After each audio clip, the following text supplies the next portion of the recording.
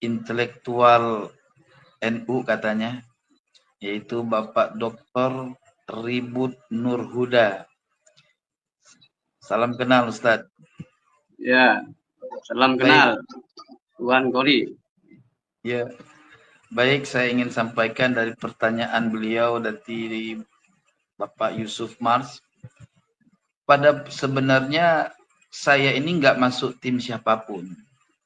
Ya, saya itu orangnya bebas, independen. Hanya saja pada waktu debat di Benda Kerep, Kiai Haji Imad mengajak saya untuk bergabung bersama beliau di dalam mengungkapkan kepalsuan nasabah alwi ini awalnya. Ya saya demi kebenaran ya nggak apa-apa, ikut aja kan. Nah, berjalan waktu tidak lama setelah Benda Kerep terjadilah diskusi di Kesultanan Banten. Jadi pada dasarnya saya ini tidak masuk tim siapapun, saya independen. Terus setelah terjadi diskusi Banten, ada orang yang datang menelpon saya, yaitu Abbas Buntet.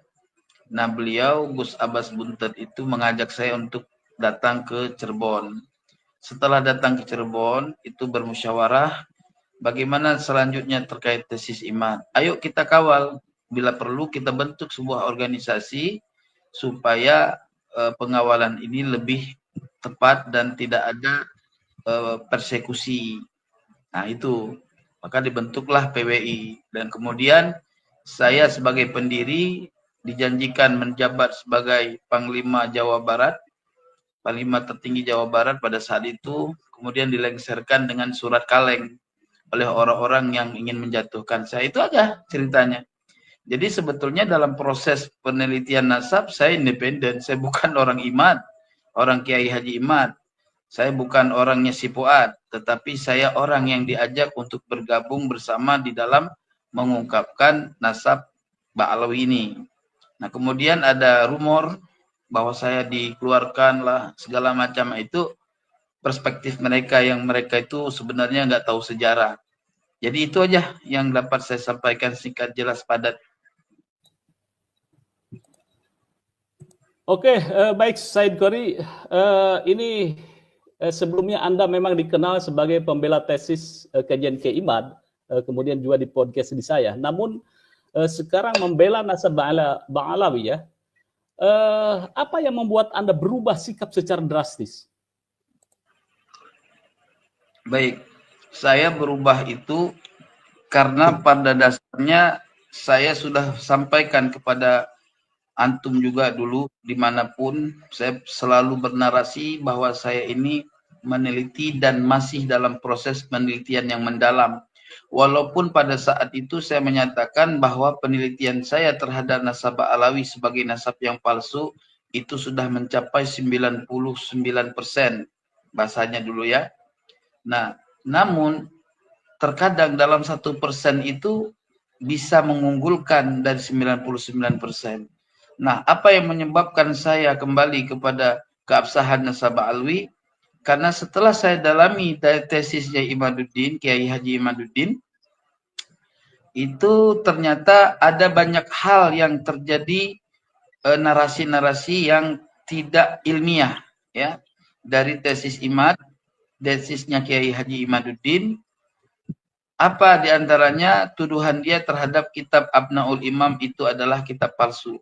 Sementara awalnya saya menjadikan keabsahan nasabah Alawi itu dengan kitab Abnaul Imam.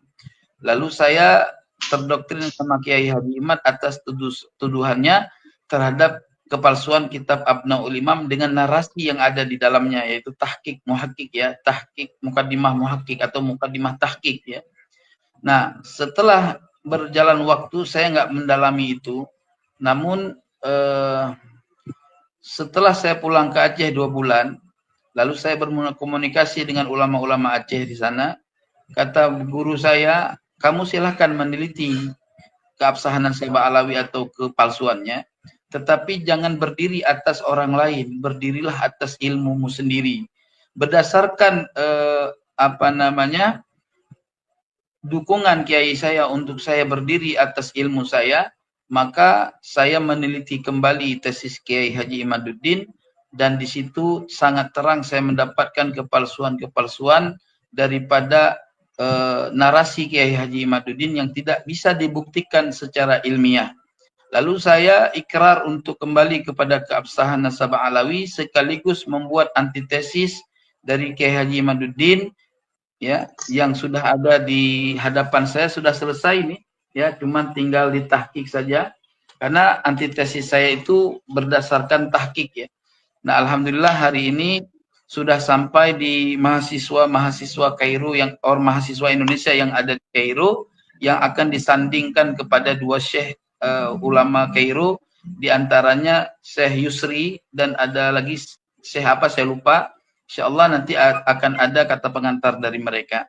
Oleh sebab itu teman-teman semua yang dirahmati oleh Allah, penemuan saya kepada keabsahan nasabah Alawi itu murni dengan penelitian saya, ya, berdasarkan pengalaman-pengalaman diskusi dengan pengikut-pengikut atau pembela nasabah Alawi seperti Wafi, terus Rumail Abbas. Ada beberapa data dari dia yang saya dalami, ya, yang saya simpan di otak saya, lalu saya dalami. Ternyata saya dalami lebih dalam, ya, saya menemukan kepalsuan daripada tesis Kiai Haji Imaduddin yang tidak akurat di dalam pembuatan tesisnya untuk membatalkan nasab Ba'alwi. Itu daripada sejarah kenapa saya kembali kepada keabsahan nasab Ba'alwi. Kori, jadi apa alasan yang signifikan Anda merungkadkan tesis Kiai Imad adalah dengan kitab tadi Abnaul Imam, yang kata Kiai Imad adalah palsu gitu ya. Kemudian menurut Anda adalah itu menjadi sebuah referensi kitab di abad kelima. Itu seperti itu atau bagaimana ini pandangan Anda? Baik. Pertama, Kiai Haji Imaduddin menuduh kitab Abnaul Imam sebagai kitab palsu dikarenakan dia mencurigai di dalamnya ada penambahan yang dilakukan oleh muhakkik. Pada dasarnya ketika saya mengkaji kitab-kitab ilmu tahqiq, ya, saya punya kitab ilmu tahqiq dalam penelitian Abnaul Imam, itu ada beberapa kitab ilmu tahqiq yang saya masukkan dalam daftar pustaka. Di sana menyebutkan bahwa ulama-ulama pentahqiq itu mereka meneliti manuskrip asli tanpa tahqiq di seluruh perpustakaan dunia. Artinya, ketika seorang muhakkik sudah meneliti dari seluruh perpustakaan dunia, lalu dia mengomentari apa yang dia tahqiq, artinya itu Kiai Haji Imad tidak bisa menuduh kitab itu sebagai kitab yang maudhu'ah, ya, sebagai kitab yang tidak bisa diambil pegangan di dalam sebuah referensi, ya. Ya. Kenapa? Karena Kiai Haji Imad bukan seorang peneliti, karena dia berdasarkan asumsi dia di dalam membaca muqaddimah tahqiq. Maka oleh sebab itu, jikalau dia adalah berani menunjukkan bukti dan memang seorang peneliti, maka wajib atas Imaduddin, atas Kiai Haji Imaduddin untuk membuktikan manuskrip asli tanpa tahqiq Abnaul Imam sebagai perbandingan dari kitab Abnaul Imam yang matbu'ah, yang sudah dicetak, yang beredar saat ini. Bila mana dia tidak mampu menghadirkan kitab manuskrip asli tanpa tahqiq karangan Imam Abul Mu'ammar Yahya ibnu Toba, maka tuduhan dia tidak bisa berlaku di dalam kajian ilmiah. Kenapa? Karena setiap tuduhan sesuatu tanpa syawahid itu batil. Begitu tuan-tuan yang dirahmati oleh Allah. Maka oleh sebab itu kitab Abnaul Imam tetap memiliki kekuatan dalam menjadikan kitab tersebut sebagai referensi.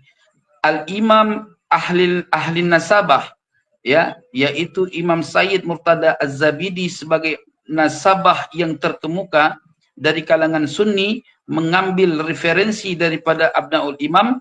Lalu siapa Imaduddin? Apakah dia imam ahli nasab yang berani memaudhu'kan atau memalsukan sebuah naskah tanpa mampu memberikan bukti yang akurat? Oleh sebab itu, di dalam antitesis saya mempertanyakan kepada Imaduddin, mampukah Kiai Haji Imaduddin untuk menghadirkan manuskrip asli tanpa tahqiq terhadap kitab Abnaul Imam, sehingga menjadi bandingan terhadap kitab Abnaul Imam yang sudah ada pada saat ini di hadapan kita, yang sudah intisyar, yang sudah matbu'ah. Bila mana dia tidak mampu menghadirkan kitab asli, manuskrip asli Abnaul Imam tanpa tahqiq, maka tuduhan dia tidak dianggap ilmiah terhadap kepalsuan kitab Abnaul Imam. Kenapa? Karena kita harus bisa mengetahui secara indrawi, secara ilmiah, dari mana dan siapa saja nama-nama yang ditambah yang dapat merubahkan daripada naskah asli kitab Abnaul Imam. Maka oleh sebab itu di dalam mukaddimah tahqiq saya juga membaca bahwa Imam Abu Muammar Yahya wafat 478 Hijri, dan dia mengalami masa zaman dengan Imam Ubaidillah atau Imam Abdullah bin Ahmad bin Isa.